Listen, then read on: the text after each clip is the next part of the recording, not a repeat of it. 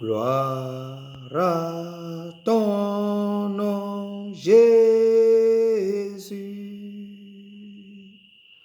Gloire à ton nom, Jésus. Tu es mon rocher, tu es ma forteresse, mon libérateur, je me confie. Toi, gloire à ton nom, Seigneur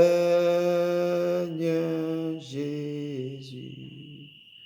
Il est vivant, alléluia. Il est vivant, alléluia. Il est vivant, amen, alléluia. Shalom à vous, que Dieu vous bénisse ce matin. Nous sommes encore sur notre chaîne Humna GTV. Nous sommes là toujours pour vous apporter la bonne nouvelle. Notre chaîne, nous allons mis en place juste pour encourager ceux-là qui sont coincés dans leur maison concernant ce qui se passe dans le monde entier. Vous voyez que toutes les églises sont fermées, mais nos corps est le temple du Saint-Esprit.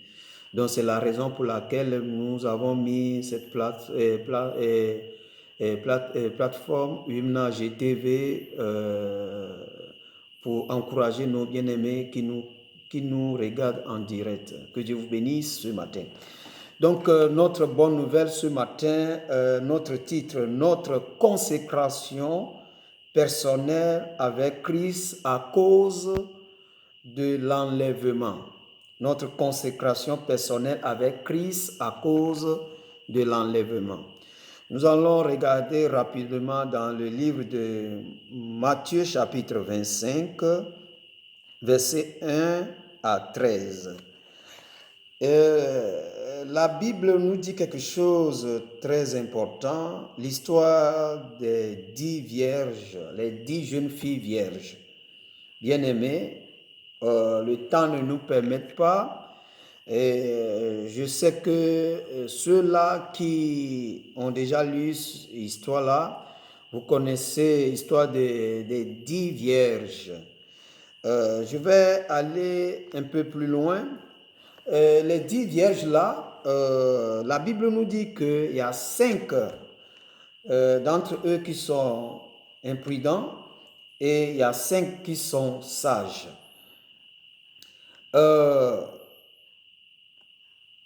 Les 10 vierges, la Bible nous dit que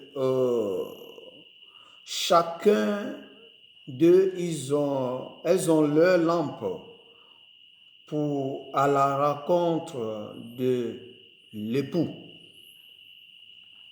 Et chacun doit avoir assez d'huile dans la lampe pour à la rencontre de l'époux. L'époux ici représente Jésus-Christ qui revient chercher son Église.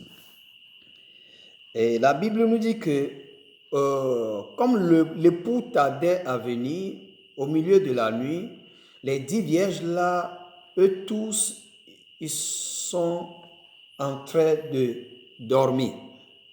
Et au milieu de la nuit, les gens criaient que l'époux est là, allez-y à la rencontre de l'époux. Et pendant que tous les 10 vierges se sont élevées pour chacun prépare la lampe pour à la rencontre de l'époux. Il y a 5 celles qui sont imprudents.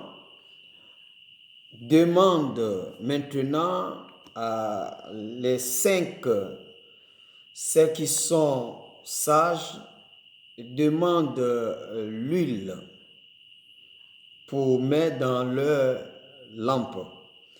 Et vous savez, celles qui sont sages, elles ont dit l'insensé, les 5 autres insensés là, que nous n'avons pas assez.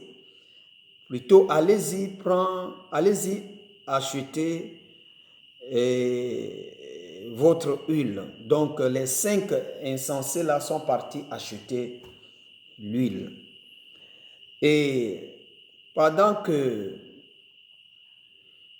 elles sont parties, l'époux est arrivé et les 5 sages là sont rentrés dans la salle des mariés et la porte est fermée.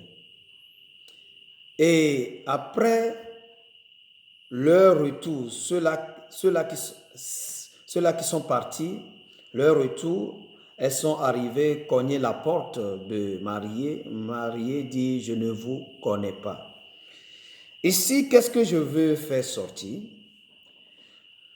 Je voulais juste encourager chacun de nous pour vous dire ce matin que nous savons que Jésus revient. Jésus revient, mais pas pour mourir encore pour nos péchés. Si je dis Jésus revient, ça veut dire qu'il est venu une fois, il est mort pour le péché de l'humanité. Il est mort pour nos péchés. Et il est ressuscité et il est reparti. Il nous a donné le Saint-Esprit. Et grâce au Saint-Esprit que nous avons, c'est ça qui nous donne la possibilité de discerner, de connaître la vérité. Car la Bible dit que vous connaîtrez la vérité et la vérité vous rendra libre. Et la Bible dit que Jésus revient, mais pas pour mourir encore pour nos péchés. Il est mort pour le péché une fois pour tous. Et Jésus revient chercher son Église, l'Église glorieuse, ceux-là qui pratiquent sa parole.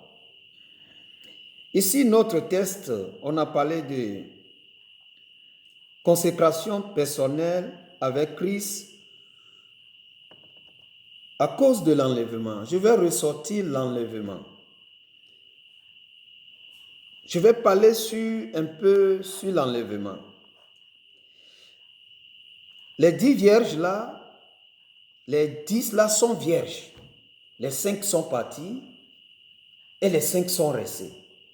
Les 5 celles qui sont restées, ça ne veut pas dire qu'elles n'ont pas parti pour acheter leur huile.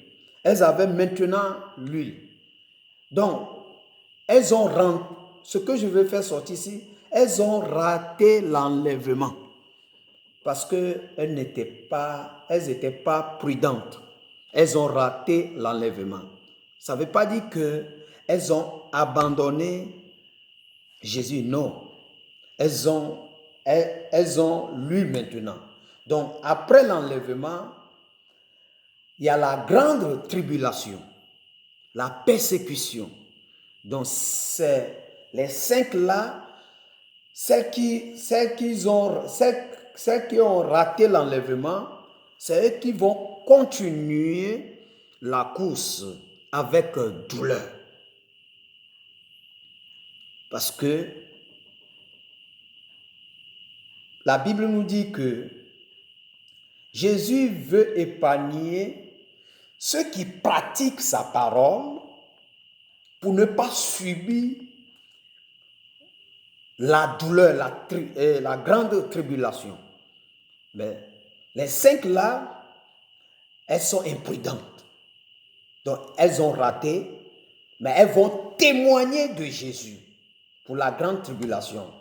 On va les tuer, mais elles seront sauvées.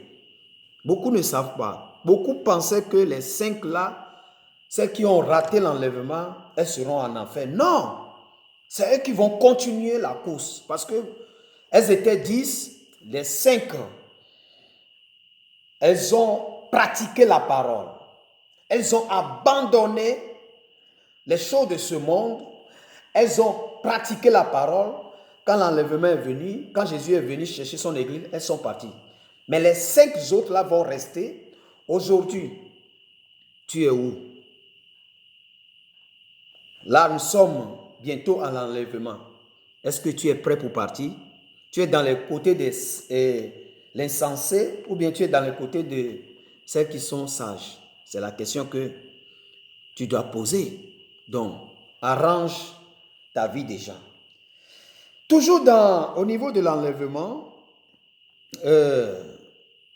quand vous lisez dans le livre de Apocalypse chapitre 7, versets 1 à 8 par là, est-ce que 144 000 personnes que Apocalypse nous dit ici, est-ce que c'est 144 000 personnes-là qui seront enlevées? Non, frère. Mais aujourd'hui, beaucoup de dominations, beaucoup de gens qui basent sur ce verset pour dire non, l'enlèvement, c'est 144 000 personnes. Non, bien-aimés. Quand nous lisons bien l'Écriture, quand vous lisez Apocalypse chapitre 12, 12, la Bible nous dit que avant que Jésus n'arrive, nous avons Abraham, Enoch, Moïse, Jacob, etc. Ceux-là, ils sont morts avant que Jésus n'arrive. Mais ils sont où actuellement? Ils sont au paradis. Ils sont au paradis, bien-aimés. Abraham, Moïse et tous les prophètes, ils sont au paradis actuellement. Donc, avant que Jésus n'arrive, bien-aimé, revient prendre son église. Il y a des gens déjà là-bas. Abraham et Moïse et Jacob, etc. Isaac, ils sont déjà là-bas au paradis. Beaucoup disent que le paradis est encore fermé. Mais s'il vous plaît, quand nous lisons la Bible, nous devons beaucoup discerner. Le Saint-Esprit nous a été donné pour nous conduire dans la vérité. Est-ce que nous lisons la Bible par notre propre connaissance ou bien nous lisons la Bible par l'aide du Saint-Esprit? Bien-aimé, la Bible n'est pas comme un roman ou bien un bouquin et chacun prend et choisit le verset qui l'intéresse et il vit avec. Non, bien-aimé, la Bible est la parole de Dieu. La Bible est Jésus et Jésus est la parole. S'il vous plaît, serviteurs de Dieu, servants de Dieu, respectons-nous la Bible. Le Saint-Esprit nous a été donné juste pour nous conduire. Il n'est pas venu pour lui. Il est venu pour nous aider. Demandez l'aide de l'Esprit. Apocalypse chapitre 12, 12 nous dit qu'il y avait déjà des gens là-bas. Il dit, ciel et ses habitants, réjouissez-vous. Réjouissez-vous. Vous allez trouver ça dans l'Apocalypse 12, 12. Bien-aimés, aujourd'hui, beaucoup pensaient que c'est 144 000 personnes qui seront enlevées. Non. Qui seront au paradis. Non, bien-aimés. Nous allons regarder Éphésiens chapitre 4, verset 9. Éphésiens chapitre 4. On va regarder verset 9, excusez-moi. La Bible nous dit ceci. Il est monté. Qu'est-ce que cela veut dire? Avant de monter, le Christ est d'abord descendu dans les régions les plus profondes.